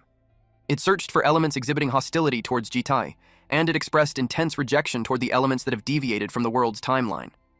After that, it designated all elements that have appeared from outside the timeline or possess their own timelines, and as enemies it would meticulously investigate them. He realized that the authority that had always remained still, except for when he regressed, had begun to interfere. However, there was nothing he could do. All he could do was wait. The Guardians were shocked that a strange light had become a clock, but now they were relieved that it had been resolved. He asked them what they would do. He's already watching over the hatchlings, so there was nothing for them to do there. The subjugation magic should have been dispelled due to the twist of dimensions, so he questioned them if there was really a reason for them to be there. They asked him if he was letting them go. He didn't really care as long as they wouldn't make trouble. They all decided to leave. Jitai agreed, but one of them couldn't leave. Jitai asked if he's not leaving. He answered that it was because he was the guardian of history and causality. Jitai hit him, and then asked him again if he's not leaving. He still replied that he can't. Jitai unleashed immense pressure and warned him that it was the last time he's going to ask. He asked if he wouldn't leave, and he still gave the same reply even if he was scared. The guardian behind them told Jitai that he won't leave no matter how many times he says it. Because by nature, that man was a dull one. He was a foolish one who cannot seize freedom even when it was right before him. Jitai had no choice but to accept. He claimed that he was fit to be a guardian. He took out his sword. And then in one slash, he beheaded the others. He killed everyone except that foolish guardian. That guardian asked if he was testing them. He said no, and he just figured that this guardian was unusual. He asked why he protects the green dragon that much. He answered that he hasn't lost his loyalty to the green dragons yet. Jitai could see that he was quite loyal, but he told him that at present, the green dragon was under his protection. Since he was weaker than Jitai, he was asked what he could do as guardian. He had no answer. Jitai thought of a role that he could fulfill. He introduced them to the girls. He told them that he's the new janitor that he hired. The guardian was left dumbfounded. Bro never expected the change in his career this fast. The new janitor washed the dishes. He scrubbed those plates well. He could only sigh. When Jitai told him about the position, he couldn't believe it. Jitai asked him if he didn't like the position. He asked what it has to do with protecting the dragons. He just doesn't understand. Jitai emphasized that just as he said yesterday, he alone would be enough to protect the dragons. Even so, he went out of his way to create a position for him. He warned him that if can't even do the janitor work properly, he would destroy him. So he advised him to try his best. At the present, he sighed and wondered how he ended up like that. Bomb went to him. He was surprised to see her. He was about to call her Green Dragon, but corrected himself and asked how she was. She replied that it was only a minor sickness. She heard that he would be staying there to work as a janitor. He replied that it's how it ended. She told him that the apron looked good on him. She expressed that she looked forward to working with him. It made him blush, and it got him motivated. So may it be sweeping or washing dishes. She could trust him with it. He would make sure not even a droplet of water lands on her hands. He accidentally crushed the plate on his hand. She told him that it was an expensive one. Meanwhile, Gail made Gyul try on different clothes. She was so cute, so she took lots of pictures. She asked Bomb when she'd gotten those clothes because they were so cute. She ordered them as soon as she got better. She asked Gyul if she liked it. Gyul had this pleased grin on her face, and from that alone, it was evident that she loves them. Gyul asked the janitor on which clothes he liked best. He replied that all of them suited Gyul perfectly. She commented that his line was great. Jitai was silent, though. Gyul was happily chatting. He laser-focused on her calloused hands, so he brought up that it seemed like she's still playing the guitar. She was flustered, so she hid her hands and answered that she only plays in her free time. Bomb told him not to be so harsh since Gyul really likes to play it. He clarified that he didn't mean it like that. He changed the topic and brought up that he hasn't Yoram the whole day. He asked if she was in her room watching dramas. They were unsure. The janitor shared that he went to clean her room but was rejected. He was worried because she didn't look great. Bomb knew it was probably because she hadn't slept at all. Jitai was suspicious. He went to her room, and his brows furrowed. He saw the bottles of liquor and the ashtray filled with cigarette butts. Yoram asked him why he suddenly came, and he replied that he just wanted to check if she's still alive. The TV was loud. He asked if it was her show. She replied yes, and asked him if he had seen it. He hasn't. She shared that it goes up until season 7, but the story was so shit and the historical accuracy was trash. He told her not to watch it then. He told her to come out because he had something to tell her. He announced that they're going to deep clean the house. They were shocked, so they asked why he suddenly thought of that. He understood that they're not humans, but they had to live like them at least while they're on Earth. Especially Yoram and Gail. Their rooms were too messy. Gail was shocked. She asked when he entered her room. She told him that her mom said that they can't just enter another dragon's lair without their permission. He asked her if her mom ever told her to clean her room. That embarrassed her. He instructed them to clean their own rooms, while the living room and kitchen would be handled by the janitor. Yoram reacted to that, saying it's bullshit. They had a janitor for a reason, so she doesn't see why they have to do the cleaning. While saying that, she was picking her nose and Gail uttered that it was gross. She told her that she picked it just for her. Gail was horrified when she gave it to her. She hated dirty stuff. Uriam answered that she should go clean her dirty room then. He called the janitor Lumpy and informed her that she's going to the gym, so he better clean her room. She'll be inspecting it once she's back. Bomb already cleaned her room yesterday, so she just went out to buy some stuff for dinner. Now that they had more mouths to feed, she planned to make some fine dishes. Jitai was okay with that. But then he remembered what she cooked when they first met. She asked if he had any specific dish that he wanted. He replied no, and just told her to have a safe trip. The janitor stepped inside Uraeum's room.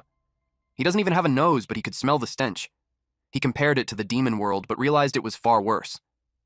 He took the ashtray and realized why she wasn't looking good back then. He wondered if she was training her poison resistance there. He started with the big ones. Jitai's clone told him that it's a can, so it shouldn't go there. He explained that cans and plastics have to be sorted separately before throwing them away. For a janitor not to even know the basics of cleaning, it made him ask if there was no concept of recycling in Ascalifa. He can't help but wonder how uncivilized it was. Janitor noticed that there was a demon world's energy coming from him, so he knew it was a clone. The clone asked what he was just standing there for. With the way it speaks, he could tell that it was acting like the real thing. The real one arrived and asked what he's doing when he told him to clean. The clone informed him that he was just giving some advice to the janitor because he wasn't doing his job right. He was getting annoyed at him for the power play. Jitai told the clone to go help the janitor. He sent him there because he thought it would be tough for him to clean the room alone. The clone's eyes widened in disbelief, while the janitor looked pleased with the clapback. Meanwhile, Yoriam trained at the gym. Bomb bought groceries. Gael cleaned her room while Gyul watched her, and the clone and janitor cleaned the rest of the house until dusk. Eventually, they have finished. Jitai showed a map to the clone and told him that he would be heading there. It was Moscow, Russia. The demonic humans organization Invisibility was researching a transcendent type demonic human there. He wants him to wrap up his police work within the week and head to Russia. And once he's there, he was to find the commander-class transcendent demonic human, Prototype X. He replied that he understood and would get ready right away. Bomb announced that she's home. Gyul saw that she brought so much. She answered that she had more mouths to feed, so she figured she should cook more food. The clone saw that she's back, so he decided to leave, but Jitai stopped him. He wanted him to swap clothes with him. Our boy was serious about this as if his life depended on it. And then, Bomb served the dishes. They were exuding an ominous aura. Ghoul ate heartily because the soup tasted just like the one she had in Ascalifa. Yurum also thinks that it wasn't bad. Gyul wished that the janitor could eat with them, but he doesn't even have a mouth.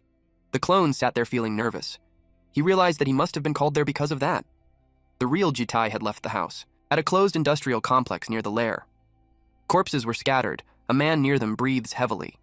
He was injured, but still had the strength to curse someone. He asked the man in front of him if he thought he could really get away with it. He kept cursing at this lowly human for daring to do this. He threatened him to be begging on his knees had he known who his backer was. Jitai replied that he knew it well.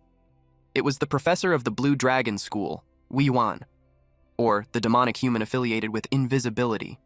Jitai could tell that Wei Yuan was plotting something. He interrogated the man on what he's trying to accomplish. He warned the man that his lies won't work, so he better tell the truth. He activated the scales of balanced eyes, a skill at rank S. The man replied that he doesn't know the details, but he shared that in 3 months, if Wei Yuan succeeds, he could also be chosen. Jitai asked if was talking about the seats, and he replied yes. The seats refers to the 4 chosen demonic humans of the organization Invisibility. Usually, demonic humans work in decentralized structures, but those who rise to the seats could have their own legions. They also obtain power equivalent to those of the disaster level. It was the highest rank among demonic humans. Jitai finds it strange because Wei Yuan never rose to the seats in any of the previous runs. Furthermore, Wei Yuan shouldn't have the strength to plot anything at that time. Suddenly, Authority, Grand Clock X, read the malice sent from beyond the horizon of Providence. It searched for a being who has deviated from the world's timeline. And the target was a demonic human, Wei Yuan. It determined that a being from outside that world's timeline who harbors discontent toward regression has interfered. Wei Yuan exists with the finest elements of the past ruins, having deviated from the flow of repeated regressions. First the Guardians, now it's Wei Yuan. Jitai realized that it could interfere with everything related to him. The man called his attention, and he told him that it was all he knew. He bargained that if he spares him, he could get more information for him. He had a sick mother at home, so he wanted to live. He promised not to betray him and begged. But in the next second, his head was cut off. It rolled on the ground. Jitai had already warned him that lies won't work on him, but he still would have died even if he was telling the truth. Jitai used destruction, a skill at rank S, to burn the building down. Meanwhile, the real Jitai took a walk in the park. If the plan would allow Weiwan to rise to the seats, he knew it would be of a huge scale, and in that case, there's a high chance that it was related to the lair. He remembered that Urium was invited to represent them at the end-of-year event. It led him to think that the event had something to do with his plan. A woman praising a cute baby caught his attention. They were talking about Gyul. They were making a fuss in front of her, and Gyul looked annoyed. They asked for the baby's name, and Bom told them. They liked her name and her hair color. It led them to ask more questions. Jitai approached them. He intimidated those women and asked if they had any business with the child. They both replied no. Bom hadn't seen him the whole day, so she asked where he had been. He replied that he just had business to attend to. He asked what she was doing there with Gyul. She told him that she hadn't spent much time with Gyul because she was sick, and school would start tomorrow, so she figured that she wouldn't have much time to spend with her in the future either. After that topic, she just watched him watch Gayaul, who was by the fountain. She commented that sitting there like that makes her feel like they're family. Like Gayaul was his daughter and she's the mother. And then she started to mention that it would be him and her. He just stared at her. She didn't continue her sentence and just laughed. She told him that she was just kidding, so he didn't need to be so serious. He told her that if she's just going to say strange things, they should just go home. He carried Gyul and asked her if she had fun. Bom gazed at them lovingly. The next day, students made their way to school. Gail was so excited. She asked Bom what classes she was taking because she hoped that they would have the same ones. Bom told her that she would be taking superhuman studies, literature, magic studies, and sociology. Bom was wondering why she had a piece of bread in her mouth when she already had breakfast at home. Gayul giggled softly, her cheeks turning pink as she teased him, clearly amused that she didn't know. She informed her what her mother said, that if she bumps into someone with a piece of toast in her mouth, that person was her destined partner. This idea really made her excited. She hoped to meet her fated partner one day. While expressing that, she bumped into someone. It was Yoreum, and she teased her that she bumped into her by accident so it could mean that she's her destined partner. Gaio looked horrified and argued that she's a girl. She told her that it doesn't matter. She saw some American drama and girls did all kinds of stuff to each other. Then Yoreum asked where that geezer had been all morning. He said he was coming to observe their class. Bom replied that he had to visit the academic affairs office first to check something. Yoreum replied that he wasn't at home yesterday either, and she joked that he might be seeing a girl or something. When Bom heard that, she turned pale. She told her that he wasn't like that. Gael noticed that she was sweating buckets. Gael noticed some people and asked who they were, because they don't look like students. Bom told her that they were reporters. Yoram commented that they were there to pick out some particularly noteworthy freshmen. One of the reporters noticed something. It was Yoram. They remembered her, and she knew that was bad. They flocked to her and asked if she had time for an interview. They were too proactive. It spooked Gail, so she hid behind Yoram. She called their attention and yelled at them to shut up. She was so annoyed. It seemed like the last answer she gave them wasn't enough to satisfy them, so she decided to take them all. She dared those reporters to come at her. Meanwhile, Gayul was in front of the door pouting. The janitor noticed him. He felt awkward. Earlier, Jitai told him that the kids were at school and he won't be home either, so it would just be him and Gayul in the house, so he was tasked to look after her. The janitor didn't expect to be assigned a task harder than cleaning. He had never taken care of a child before. He approached her, and she turned her head towards his direction. He informed her that the ladies and the homeowner would return in the evening. He suggested that she stop waiting and rest somewhere comfortable. Gyul looked at him, and then simply ignored him. And he felt more awkward. So he went back to cleaning. He saw the toys in the living room, he pondered on something. And he went back to her, and invited her to read a picture book together. They went to the living room. Her eyes were sparkling. He was relieved that she was interested in picture books. He offered to read it to her. The title was, My Dad is a Fairy. The story started with long, long ago, deep in a forest. While reading, the janitor had his inner thoughts like, if it was the case, it could be a primordial forest before the demon age. He continued to read that it was where Dulsun and her father lived. He assumed that the mother had died. But still, Dolsun was relatively lucky. In that era, having even one parent alive was already a miracle. He continued to read that before Dolsun sleeps, her father always told her stories of old times. The janitor finds it interesting because stories of old times from that era could be about the Great War. It led him to conclude that Dolsun was a war fanatic. Gyul was starting to get confused. Then one morning, she woke up and realized her father wasn't home. Again, the janitor commented that the father probably went to find a new mother. In that era, it was said that there was a custom of taking female war captives as concubines. He assumed that Dolsun was happy that she would be getting a new mother. He stopped when he saw her expression. It was a look of disappointment. He asked if she didn't like the story. She pointed at the corner. Then she pointed at him, then back to the corner. It was her way of communicating to make him go to the corner while she reads by herself. Meanwhile, Bam was imagining Jitae with a woman. And later on, a student was driven to school. When she alighted the car, the male students immediately noticed her. Her name was Gong Juhae. She is the successor of one of Korea's top 3 swordsmanship clans, the Gong clan, though she cares more about her appearance than swordsmanship. She expressed that she hated sword training because it made her sweaty and it ruins her makeup. She noticed the reporters gathered in front. She assumed that they were waiting for her. She didn't want attention, so she told guard Secretary Kim to handle it. To her surprise, he informed her that they might not be there for her. She got intrigued on who they were for. When she got in front, she was left dumbfounded. Yoram sat on a student who was happy with that. Even Juhi finds her pretty. Gyul asked how he became her chair. She also had no idea. It was just, he said he wanted to. Yoriam reminded him that he's not allowed to complain later. He replied yes because he was her fan after all. She asked what nonsense that was.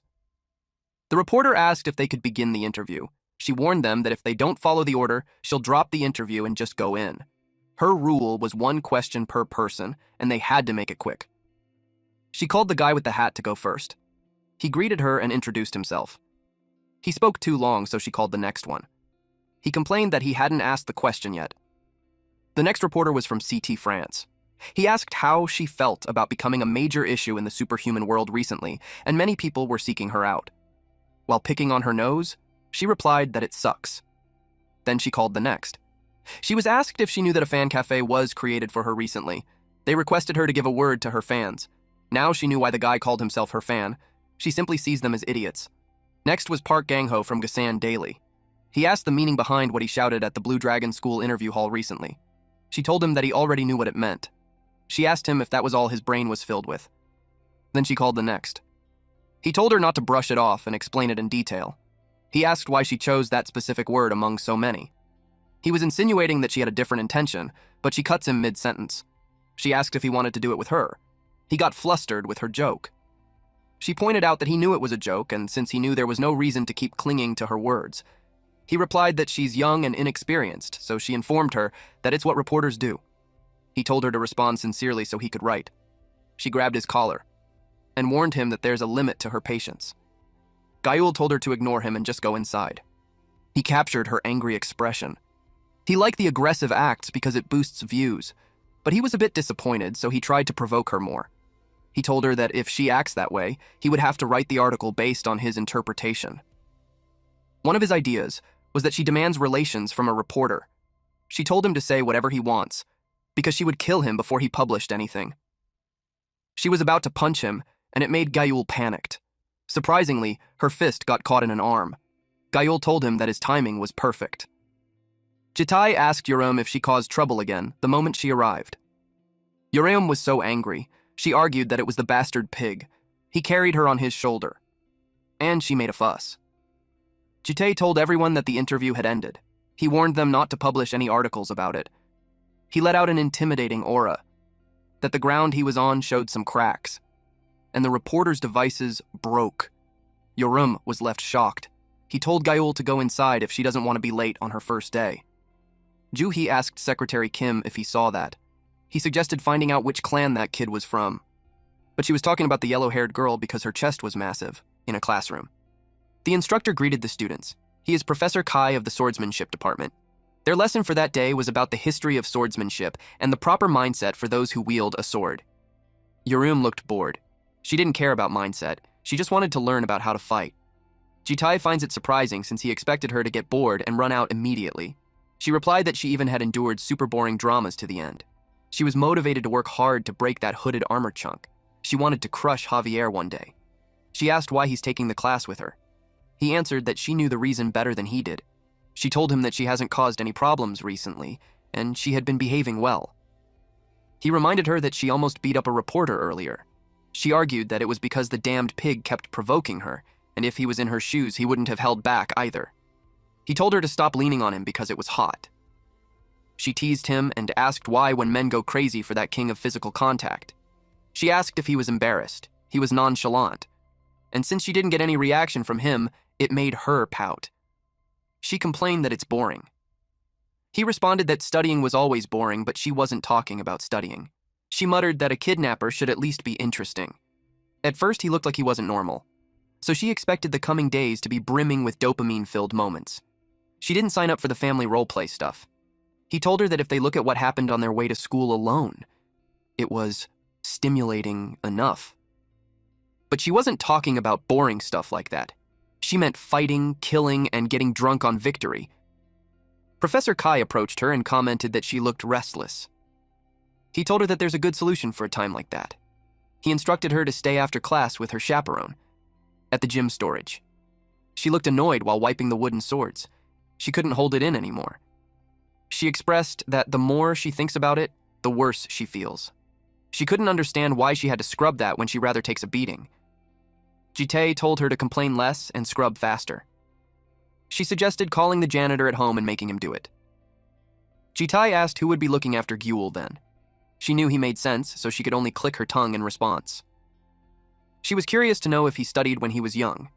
He answered that he didn't have time to study properly. She teased him for being a screw-up too, since not having time to study was probably an excuse. But he revealed that back then, they were in the middle of a war, so he was busy trying to survive. She asked if he's messing with her. She lit a cigarette, and asked him if his life was fun.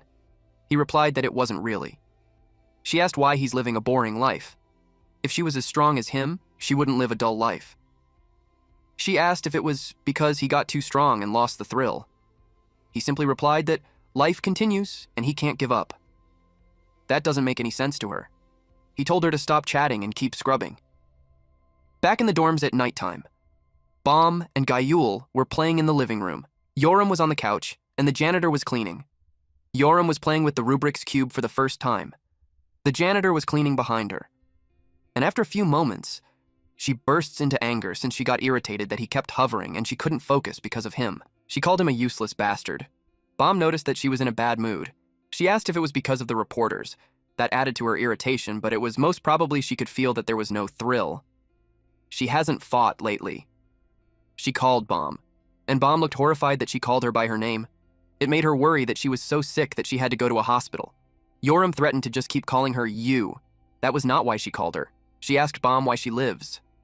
Bom and Gyul stared at her with a blank gaze. And then Bom whispered to Gyul that she thinks Yoriam was finally entering puberty. Gyul nodded in response. Yoriam told them that she could hear them. She shared that she asked the human earlier on what he lives for, and he only said that it's because life continues and he can't give up. They were impressed with her impersonation of him. Then she continued to say that the human doesn't feel any fun. But humans had to feel enjoyment because if they can't, they would have no reason to live. She set the yellow monkey as an example. She looked like she's about to die of happiness just eating tasty food. And that little blue kid was happy just playing with some ragged teddy bear. Bom suggested that Jitai just didn't tell them, but he might actually have something he likes. Uriam expressed that Bom was similar to him. They were both unreadable. And both are super boring, too. Bom couldn't believe that. Yoram asked her if there was anything she enjoyed. She replied that there was one thing. She told Yoram that Mr. was surprisingly shy. Yoram had a mix of surprise and disgust on her face when she heard that. She thinks it was nonsense when he's clearly a bloodless, tearless psychopath. Bom admits that she thought of him that way at first, but she saw that he had some unexpectedly cute reactions. Yoriam suddenly leaned in, glaring at Bom with wild eyes and disgusted expression as she shouted, demanding to know why she was smiling like that. Bom flinched, startled by her reaction. She teased her that they were secretly doing weird stuff behind their backs. She tickled her and Bom kept laughing. Guile descended the staircase. She announced that the entire Lair community was talking about her, and that she has a fan cafe now. What Gayul saw was flirting and intimacy.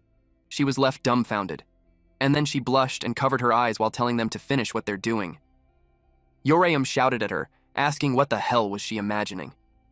Later that day, Jitae was putting on clothes when Bom entered the room, because she has something to ask him. At that time, he was buttoning his shirt. She was surprised, so she immediately closed the door and apologized for not knocking. He asked what it was and told her to come in since he was already dressed. She was shy when she invited him to accompany her that day. He asked why she suddenly asked.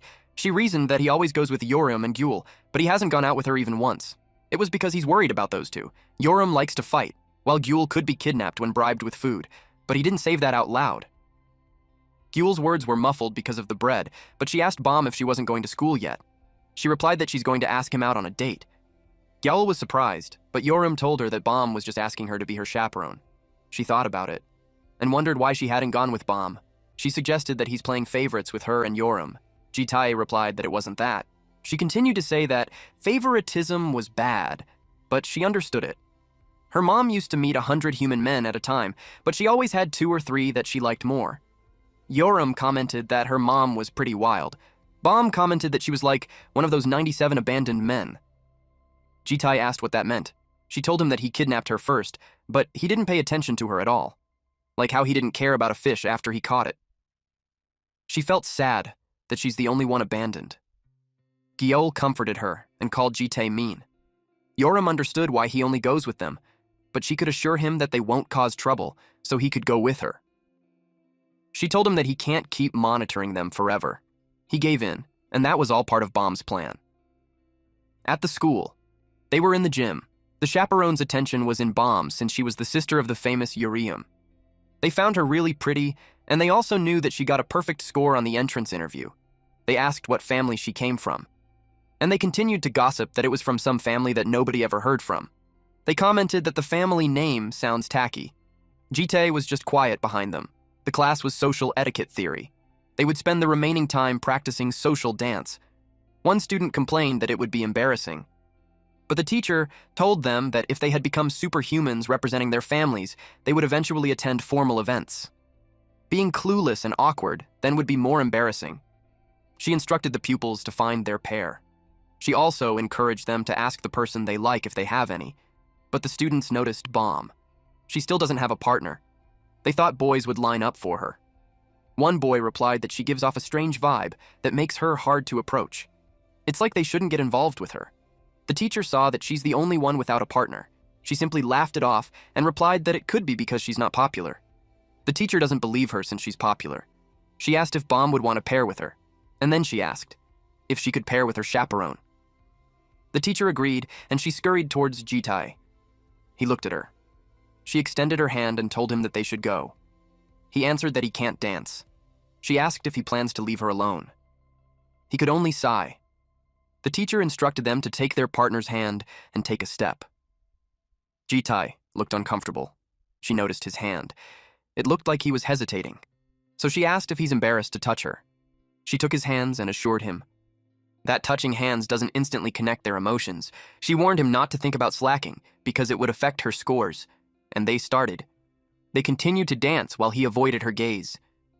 Deep inside, she was amused that his hands were sweaty. She wonders if he's that nervous because he's sweating in other places too.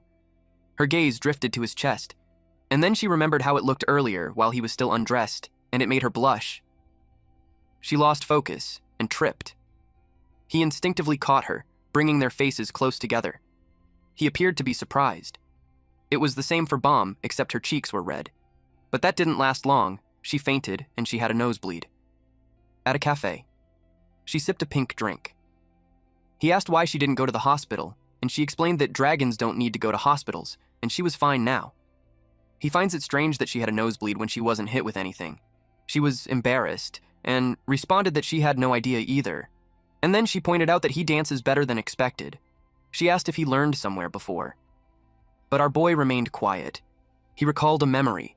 A black-haired girl teaches him how to dance, and he wasn't as bad as she thought. She addressed him as captain and told him that if he keeps practicing, he'll improve. It made him sullen. Then he responded that he never learned how to dance. She thought of something, so she asked if he had plans after school, and he responded no. She invited him to do something fun with her. Meanwhile, at Moscow, Russia, in the demonic human organization Invisibility Research Facility, the alarm blared. A demonic woman ran in a hallway with corpses. She was annoyed and scared. She wondered where that monster came from. With the people they have, she knew they couldn't stop it. She planned to get out of there first and contact the headquarters. Jitai suddenly appeared and asked her why she's in such a hurry. She asked what he wanted. He told her that his lord was looking for the commander class transcendent demonic human type X. She refused to tell him that. He shared that he had killed many of her types, and when they're about to die, their true nature starts to show. And when the pain gets too strong, their human-like behavior comes out and they start flailing like a puppet with a cut string. He asked her if she wanted to dance under the moonlight too. The next thing we know is that the demonic human lays on her pool of blood. Then, the clone contacted Jite. He reported that Type X was already used for demonstration and sent to the Invisibility headquarters. Also this time, Type X was a female. Unlike the previous regressions, our MC remained focused on the information given. Jitai asked if the name of the chief researcher was Vera. The clone confirmed that. He instructed him to disguise himself as that woman and infiltrate the Invisibility headquarters and find out who X is. The clone replied, yes. He cut off the connection.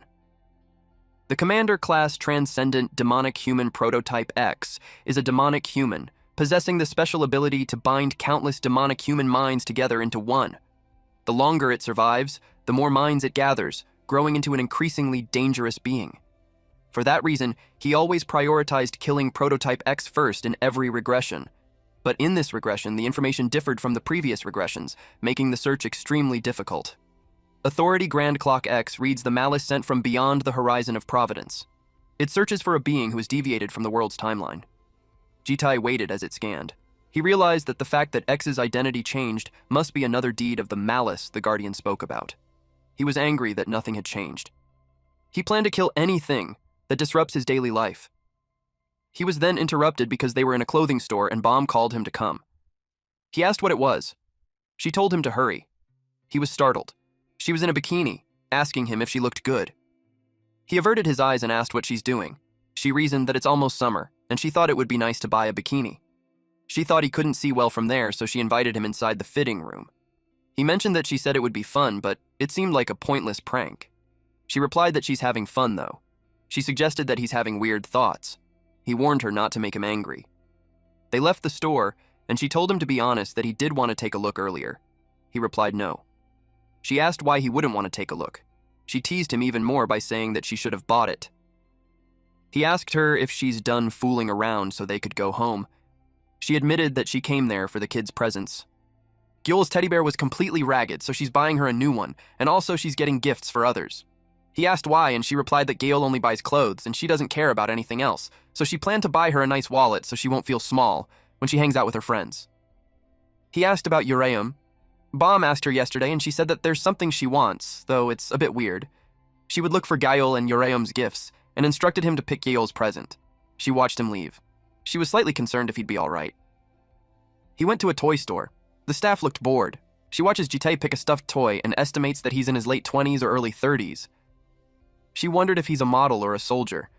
And he's not there with a woman, plus he looked clueless, which means he knew nothing about baby toys. She had secured her target. She knew that people like him open their wallets easily. Nice Vegeta reference. She approached him and asked how old the baby was. He replied that she was about 4. She asked if it was for his daughter. He replied that it wasn't his daughter, but it was a girl. She assumed that he's the uncle, and commented that it's rare for uncles to pick gifts so the child would love it. But she pointed out that he lacks a bit of sense. She used a toy stethoscope on him, and then told him that for a 4-year-old, instead of dolls, that kind of playset was better, and they could bond with the child by playing like that. And if he bought that, all the other sets were 10% off. She invited him to take a look at them. He imagined Gyul playing as a nurse, and that got him hooked. The woman had a smirk on his face because she had just hit the jackpot. Eventually, he ended up buying a lot, but the staff justified that it was all necessary for the baby's emotional development. She asked if he's going to pay by card, and it surprised her. He had a black card that was only issued to VIP families. Now it made sense that he bought all she recommended. The more she looked at him, the more charming he seemed. He doesn't look married, so she thought of seducing him. She asked if he has a girlfriend. Suddenly, Bomb appeared and linked arms with him. She asked if he's buying all that. The staff was rattled since she might be the girlfriend. But she recognized the uniform Bomb was wearing. She concluded that she was a younger sister. Bomb glared at her. She started to explain why playsets were important, but Bomb cuts her off saying that Gyul doesn't like those. She thought she heard wrong, so Bomb emphasized that Gyul doesn't like them. She glanced around and picked up a bear saying that it might be better. It was similar to her original doll, so it won't confuse her. Jitae expressed that he originally planned to buy that. Bomb inquired if it would get a VIP discount. That night, Gyul, Gale, and Yoram were impressed. The presents were in the living room. Gale was happy because she was just thinking of buying a wallet. She thanked them. Gale looked happy with her doll, while Yoram had this smirk while she opened the bag. Gale got curious about what she got. She revealed that it was adult toys. And then she approached her saying that she would try something on her. Gale screamed loudly, while Yul and Jitae touched their foreheads. Bomb watched them. That skinship was to show her thanks. Bomb gave a present to Jitae. She noticed that he always wears the same tie, so she bought it for him. She promised to buy him a suit when she makes her own money. He thanked her. He told her that she should have gotten something for herself too. She replied that she bought something. He asked what she bought. She planned to show him later. But in her cabinet, the bikini was stored. A few weeks later, the door opened. Jitae called for the janitor in his room. He told him that he would be away for about 3 days, so he wants him to take care of Gyul during that time.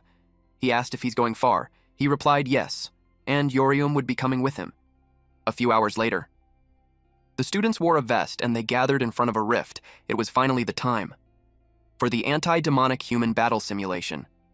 The anti-demonic human battle simulation was a 2-night, 3-day survival combat between pupils inside a virtual dungeon. Pupils operate in teams of 3, and their chaperone gives them orders. This is called operating. The team originates from the superhuman groups that specialized in monster raids, where a role known as operator existed. Here, the chaperone performs the role of the operator. Yoram was amused with those shaking kids. She doubted that those newborns have ever seen real combat. Jitae told her that she doesn't have the luxury to be so relaxed, because this isn't a solo raid. She has to form a 3-man team to clear the simulation. She knew that, and would choose if there was really someone that she likes. 2 students approached her, and invited her to join them. She told those losers to get lost, but Jitae asked the names of those 2. The boy was Hisaki Sojiro, and the girl was Kim Ji-in. They promised to work hard and try their best not to hinder them, but Yoram insists that those brats should get lost. But Jitae accepted them. She was shocked that he decided to go to the party. He told her that if she doesn't like them, then she should go and find her own team, but to her, that was a pain in the ass. She told those weaklings that if they get in her way on the battlefield, they're dead. Sojiro thanked her. Suddenly, someone smacked him on the head. The student told him that he would kill him if he loiters in front of him again. He apologized. Ji-in felt bad for him.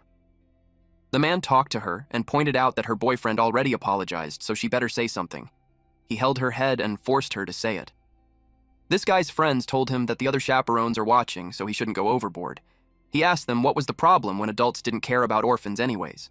He grabbed her hair and told her to move her bangs since her face already looks gloomy enough. She screamed at him not to touch her. Johnny was amused that an orphan was talking back now. Yoram asked what was an orphan. He was startled when he saw her. He knew her as the craziest lunatic of the Blue Dragon School. She demanded an answer. Even the elders told Johnny not to get involved with her, so he was careful. He informed her that an orphan is a pupil without a chaperone. In other words, trash with no backing or dirt poor nobodies. Now she knew what it meant. She whined about being teamed up with beggars. He placed an arm around her shoulder and asked her if she was on the same team as those guys. He asked, why would someone strong as her team up with those idiots? He invited her to his team. They were full, but he could open up a spot for her. His teammates were shocked. He planned to get close to her for his advantage. He assumed that she has similar tendencies as him if he just handles her personality well. Suddenly, she punched him in the face. His friend's jaws dropped. Even her own teammates were shocked. She asked this bowl cut if he wants to die. She was furious that he placed his hand on her shoulder when they weren't even friends. She questioned him on who he thinks he was to assume that they're equals when he's just a low-tier scum. He realized that she was crazy.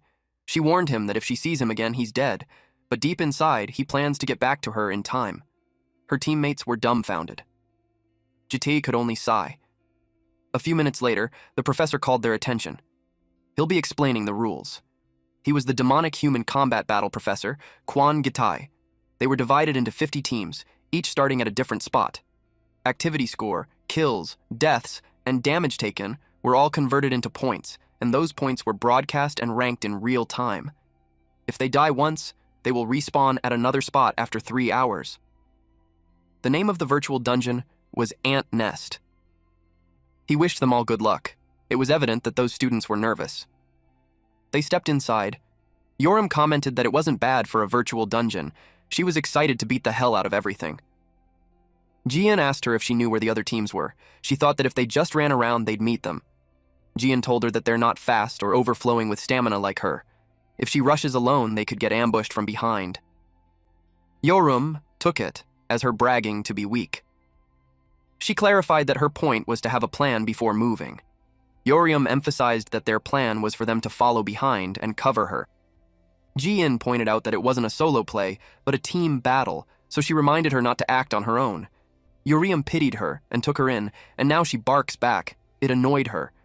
Sojiro tries to calm them down. Jitai joined the conversation. He asked if they had a target number. Jian asked what he meant. Jitai inquired on which team she wanted to get behind. She replied that it won't be that easy.